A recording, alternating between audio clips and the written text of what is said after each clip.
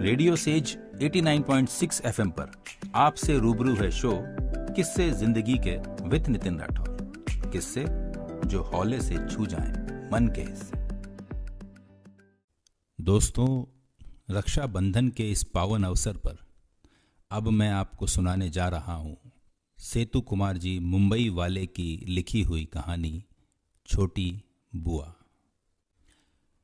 रक्षाबंधन का त्यौहार पास आते ही मुझे सबसे ज़्यादा जमशेदपुर वाली बुआ जी की राखी के कोरियर का इंतज़ार रहता था। कितना बड़ा पार्सल भेजती थी बुआ जी। तरह तरह के विदेशी ब्रांड वाले चॉकलेट्स, गेम्स, मेरे लिए कलरफुल ड्रेस, मम्मी के लिए साड़ी, पापा जी के लिए कोई ब्रांडेड शर्ट, और इस बार भी बहुत सारा सामान भेजा था उन्होंने। पटना और रामगढ़ वाली दोनों बुआ जी ने भी रंग बिरंगी राखियों के साथ बहुत सारे गिफ्ट्स भेजे थे। बस रोहतास वाली जया बुआ की राखी हर साल की तरह एक साधारण से लिफाफे में आई थी। 5 राखियाँ, कागज़ के टुकड़े में लपेटे हुए रोली चावल और 50 का एक नोट। मम्मी ने चारों बुआ जी के पैकेट डाइनिंग टेबल पर रख दिए थे ताकि पापा ऑफिस से लौटकर एक नज़र अपनी बहनों की भेजी राखियां और तोहफों पर डाल लें। पापा रोज़ की तरह आते ही टी टेबल पर लंच बॉक्स का थैला और लैपटॉप बैग रखकर सोफे पर पसर गए थे। अरे सुनो, चारों दीदी की राखियां आ गई हैं। मम्मी ने पापा के लिए किचन में चाय चढ़ाते हुए आवाज़ लगाई। जया का लिफाफा दिखाना ज़रा। पापा जया बुआ की राखी का सबसे ज़्यादा इंतज़ार करते थे और सबसे पहले उन्हीं की भेजी राखी कलाई में बांधते थे।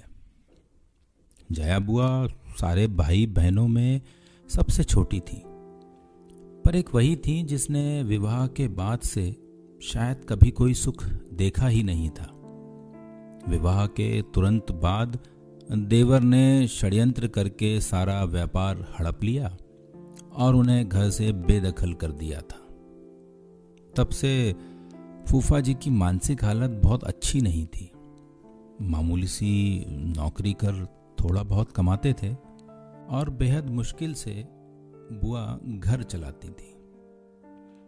इकलौते बेटे शाम को भी मोहल्ले के साधारण से स्कूल में डाल रखा था। बस एक उम्मीद सी लेकर बुआ जी किसी तरह जिए जा रही थी। जया बुआ के भेजे लिफाफे को हाथ में लेकर पापा कुछ सोचने लगे और फिर अचानक से बोले, गायत्री, इस बार रक्षाबंधन के दिन हम सब सुबह सुबह वाली पैसेंजर ट्रेन से जया के घर रोहतास जाएंगे और उसे बगैर बताए। जया दीदी के घर? मम्मी तो पापा की बात पर एकदम चौंक सी गई थी। आपको पता है ना कि उनके घर में कितनी तंगी है। हम 3 लोगों का नाश्ता खाना भी जया दीदी के लिए कितना भारी हो जाएगा। वो कैसे सब कुछ मैनेज कर पाएंगी। पर पापा की खामोशी बता रही थी कि उन्होंने जया बुआ के घर जाने का मन बना लिया है और घर में ये सबको पता था कि पापा के निश्चय को बदलना बेहद मुश्किल होता है। सो रक्षाबंधन के दिन सुबह वाली पैसेंजर से हम सब रोहतास पहुंच गए थे। बुआ के घर के बाहर बने बरामदे में लगे हुए नल के नीचे बुआ कपड़े धो रही थी। बुआ उम्र में सबसे छोटी थी, पर तंगहाली और रोज की चिंता फिक्र ने उन्हें सबसे उम्रदराज बना दिया था। एकदम पतली दुबली कमजोर सी काया और इतनी कम उम्र में ही चेहरे की त्वचा पर सिलवटें साफ दिख रही थी। बुआ की शादी का फोटो एल्बम मैंने कई बार देखा था। शादी में बुआ की खूबसूरती का कोई जवाब ही नहीं था। उनकी सुंदरता देखते ही बन रही थी। मगर शादी के बाद के 11 वर्षों की परेशानियों ने बुआ जी को कितना बदल दिया था। चेहरा एकदम कुम्हला सा गया था। बेहद पुरानी घिसी सी साड़ी में बुआ को दूर से ही पापा मम्मी कुछ क्षण देखे जा रहे थे। पापा की आंखें डबडबा सी गई थी। हम सब पर नजर पड़ते ही बुआ जी एकदम चौंक सी गई। उन्हें समझ नहीं आ रहा था कि वो कैसे और क्या प्रतिक्रिया दें। अपने बिखरे बालों को संभालें या अस्त व्यस्त पड़े घर को दुरुस्त करें। उनके घर तो बरसों से कोई मेहमान आया ही नहीं था। वो तो जैसे जमाने पहले भूल चुकी थी कि मेहमानों को घर के अंदर आने को कैसे कहा जाता है। बुआ जी के बारे में सब बताते हैं कि बचपन से उन्हें साफ सफाई और सजने संवरने का बहुत शौक था, पर आज दिख रहा था कि अभाव और चिंता कैसे इंसान को अंदर से दीमक की तरह खा जाती है। अक्सर बुआ जी को छोटी मोटी जरूरतों के लिए कभी किसी के सामने तो कभी किसी के सामने हाथ फैलाना होता था। हालात ये हो गए थे कि ज्यादातर रिश्तेदारों ने उनका फोन उठाना बंद कर दिया था। बस एक पापा ही थे जो अपनी सीमित तनख्वाह के बावजूद कुछ न कुछ बुआ को दिया करते थे। पापा ने आगे बढ़कर सहम सी गई अपनी बहन को गले लगा लिया था।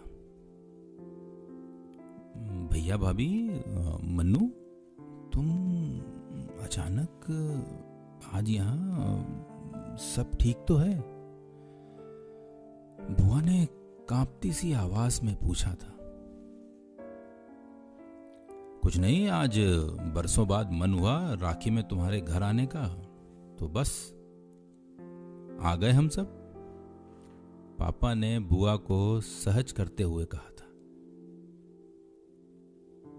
भाभी, आओ ना अंदर, मैं चाय नाश्ता लेकर आती हूँ।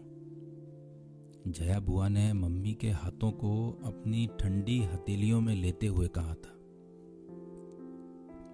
जया, तुम बैठो मेरे पास, चाय नाश्ता गायत्री देख लेगी। वैसे हम लोग बुआ जी के घर जाते समय रास्ते में रुककर बहुत सारी मिठाइयाँ और नमकीन ले गए थे। मम्मी किचन में जाकर सबके लिए प्लेट लगाने लगी थी। उधर बुआ कमरे में पुरानी फटी चादर बिछे पलंग पर अपने भाई के पास बैठी थी। बुआ जी का बेटा शाम दौड़कर फूफा जी को बुला लाया था। राखी बांधने का मुहूर्त शाम 7 बजे तक का था। मम्मी अपनी ननद को लेकर मॉल चली गई थी, सबके लिए नए ड्रेसेस खरीदने और बुआ जी के घर के लिए किराने का सामान लेने। शाम होते होते पूरे घर का हुलिया मानो बदल सा गया था। नए पर्दे, बिस्तर पर नई चादर, रंग बिरंगे डोरमेट और सारा परिवार नई ड्रेसेस पहनकर बहुत जच रहा था। न जाने कितने सालों बाद आज जया बुआ की रसोई का भंडार लबालब भरा हुआ था। धीरे धीरे एक आत्मविश्वास सा लौटता दिख रहा था बुआ के चेहरे पर सच तो यह है कि उन्हें अभी भी यह सब कुछ स्वप्न सा लग रहा था। बुआ जी ने थाली में राखियां सजा ली थी, मिठाई का डब्बा रख लिया था और वो जैसे ही पापा को तिलक करने लगी, पापा ने बुआ को रुकने को कहा। सभी आश्चर्यचकित थे। पापा मुस्कुराते हुए बोले, 10 मिनट रुक जाओ, तुम्हारी दूसरी बहनें भी बस पहुंचने ही वाली हैं। ये सुनकर सभी पापा को देखते रह गए। थोड़ी ही देर बाद दरवाजे पर गाड़ियों के हॉर्न की आवाज सुनकर बुआ, मम्मी, फूफा जी और हम सब दौड़कर बाहर आए तो तीनों बड़ी बुआओं का पूरा परिवार सामने था और अब जया बुआ का घर मेहमानों से खचाखच भर गया था। जमशेदपुर वाली नीलम बुआ बताने लगी कि कुछ समय पहले उन्होंने पापा को कहा था कि क्यों ना हम सब मिलकर चारों धाम की यात्रा पर निकलते हैं। बस पापा ने उसी दिन तीनों बहनों को कह दिया था कि अब 4 धाम की यात्रा का समय आ गया है। और पापा की बात पर तीनों बुआ सहमत थी और सबने तय किया था कि इस बार जया के घर सब जमा होंगे और थोड़े थोड़े पैसे मिलाकर उसकी सहायता करेंगे। यही होगा हमारा 4 धाम। जया बुआ तो बस एकटक अपने बहनों और भाई के परिवार को देखे जा रही थी। कितना बड़ा सरप्राइज दिया था आज सबने उसे। सारी बहनों से वो गले मिलती जा रही थी। सबने पापा को राखी बांधी। ऐसा रक्षाबंधन शायद पहली बार था सबके लिए। रात एक बड़े रेस्टोरेंट में हम सभी ने डिनर किया। फिर गप्पे करते करते जाने कब काफी रात हो चुकी थी। अभी भी जया बुआ ज्यादा बोल नहीं रही थी। वो तो बस बीच बीच में छलक आते अपने आंसू पोंछ लेती थी। बीच आंगन में ही सब चादर बिछाकर लेट गए थे। जया बुआ पापा से किसी छोटी बच्ची की तरह चिपकी हुई थी। मानो इस प्यार और दुलार का उसे बरसों से इंतजार था। बातें करते करते अचानक पापा को बुआ का शरीर एकदम ठंडा सा लगा तो पापा घबरा से गए। सारे लोग जाग गए, पर जया बुआ हमेशा के लिए सो गई थी। पापा की गोद में एक बच्ची की तरह लेटे लेटे वो विदा हो चुकी थी। जया बुआ हमेशा के लिए विदा हो चुकी थी।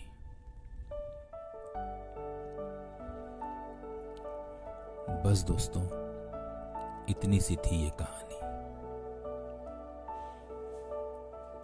दोस्तों, ये कहानी समय रहते इसलिए शेयर कर दी कि शायद ये कहानी पढ़कर अभी भी कोई भाई अपनी निर्धन साधनहीन बहन से मिलने के लिए निकल पड़े तो ये रक्षाबंधन सफल हो जाएगा। आपकी सबसे निर्बल भाई या बहन को आपकी सबसे ज्यादा जरूरत है। अभी भी रक्षाबंधन में समय है। नमस्कार।